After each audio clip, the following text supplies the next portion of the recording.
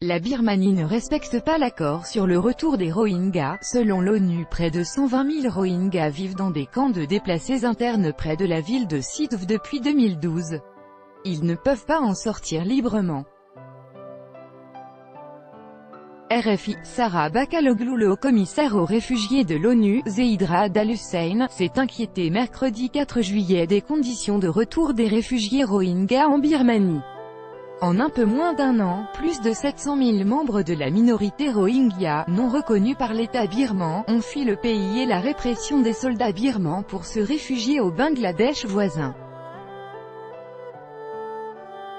En janvier dernier, les autorités des deux pays ont signé un accord portant sur le retour volontaire des Rohingyas en Birmanie.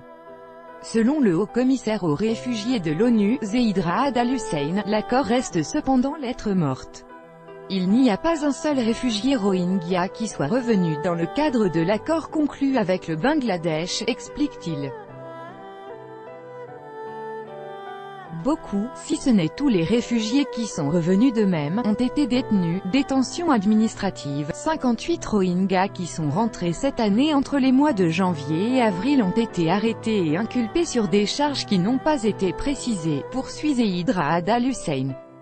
Ils ont ensuite reçu un pardon présidentiel mais ont ensuite simplement été transférés d'une prison à ce que les autorités birmanes appellent un centre de réception, dans des conditions qui se rapprochent de la détention administrative. Environ 90 Rohingyas qui auraient tenté de faire le voyage du Bangladesh vers la Malaisie par bateau sont finalement arrivés sur les rives de l'état de l'Arakan à cause de problèmes de moteur.